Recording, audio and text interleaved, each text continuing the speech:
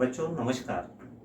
आज मैं पवन कुमार बटेले आपको नॉन वर्बल रीजनिंग में सादृश्यता से संबंधित आने वाले प्रश्नों के बारे में बताने वाला हूँ। सादृश्यता अर्थात एक जैसा दृश्य दिखाई देना। सादृश्यता के जो वर्बल के सवाल होते हैं, भाषिक सवाल होते हैं, वो कुछ इस तरह से होते हैं जो आपने पहले भी देखे होंगे कि जिस प्रकार से अंगूठी का संबंध उंगली से है, तो बताइए बच्चों बाली का संबंध किससे है। तो आपको आसानी से समझ में आ जाएगा कि बाली का संबंध कान से होता है। तो यहाँ पर समानुपात का चिन्ह बना होता है, 4 बिंदी वाले।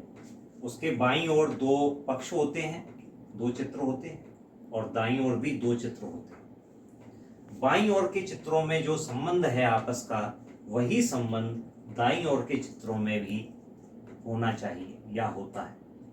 और दाईं ओर के चित्र में से एक चित्र को लुप्त कर दिया जाता है। तो हमें इस संबंध को समझ करके इस संबंध को आगे बढ़ाना होता है कि जैसे ये संबंध है ऐसा ही ये संबंध है।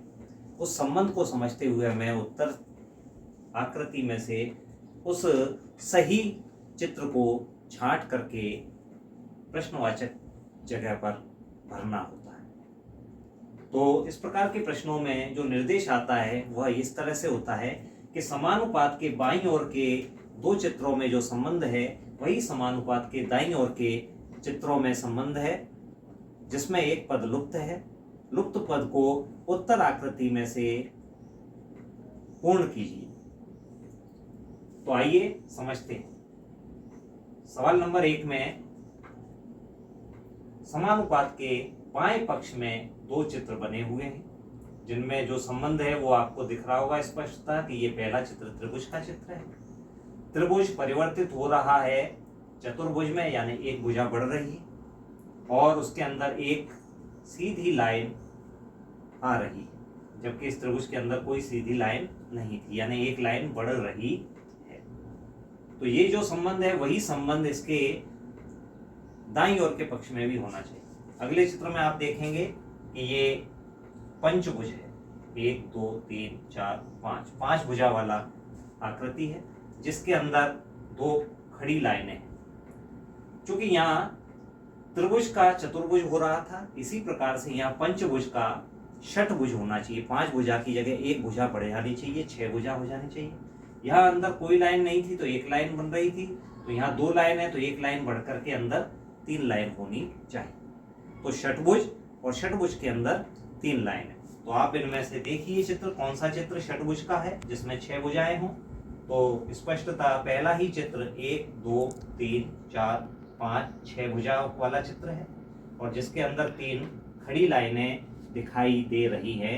तो लुप्त पद वाली जगह पर, प्रश्नवाचक चिन्ह वाली जगह पर पहला नंबर की उत्तर आकृति सही संबंध बनाएगी, जिसको हमें विकल्प उत्तर माला में उत्तर आकृति विकल्प 1 को छांट करके लिखना है। आइए सवाल नंबर 2 को समझते हैं।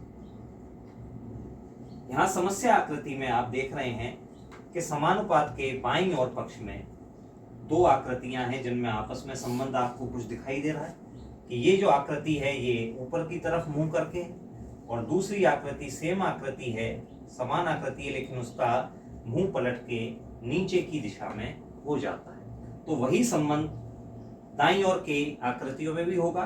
ऊपर की तरफ 3 त्रिभुज बने हुए हैं, तो अगले चित्र में ये 3 त्रिभुज नीचे की तरफ हो जाने चाहिए। तो आप इसमें देखिए 3 त्रिभुज कहाँ पर नीचे हो रहे हैं, चौथे, तीसरे, दूसरे, पहले विकल्प में। तो यहाँ भी आपको दिखाई दे रहा है कि पहले विकल्प में 3 त्रिभुज हैं जिनकी दिशा नीचे की तरफ हो रही है, इसलिए उत्तरमाला में विकल्प नंबर 1 को हम लिखेंगे। आइए बच्चों अब अन्य उदाहरणों से हम इसको देखते हैं। सवाल नंबर 3 में ये तीर बने हुए हैं, 3 तीर। इस तीर की दिशा इस तरफ है, बीच वाले तीर की दिशा उससे उल्टी तरफ है, और नीचे वाले तीर की दिशा भी इस तरफ है। अगले चित्र में ये परिवर्तित होकर के, जहाँ ये ऊपर वाला तीर इस दिशा में था अब ये विपरीत दिशा में हो जाता है।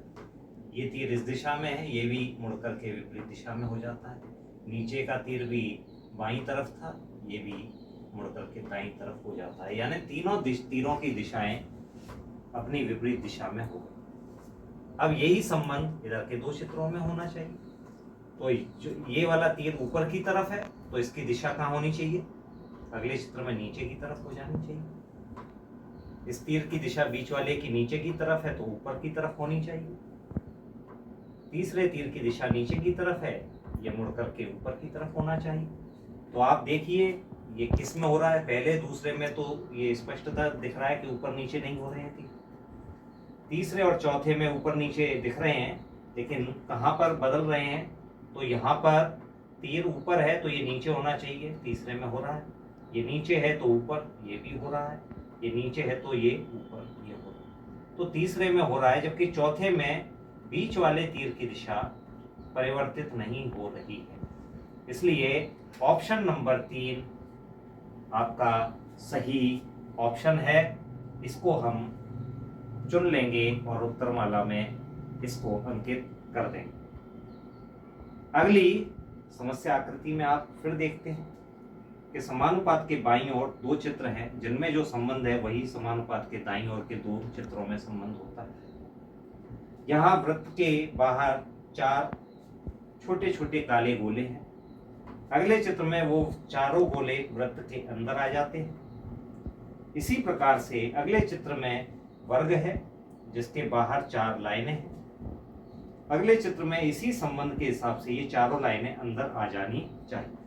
तो वर्ग केवल पहले और चौथे में है, क्योंकि वृत्त में वृत्त नहीं बदला था, तो इसी तरह वर्ग में भी वर्ग नहीं बदलेगा, केवल बाहर की लाइनें अंदर आ जाएंगी। चौथे चित्र में बाहर की लाइनें बाहर ही हैं, जबकि पहले चित्र में बाहर की लाइनें अंदर आ जाती हैं। इसलिए ऑप्शन नंबर 1 ही सही विकल्प होगा, जिसे हम चूज कर लेंगे। इस तरह से हम सादृश्यता के प्रश्नों को आसानी से हल कर सकते हैं। धन्यवाद बच्चों।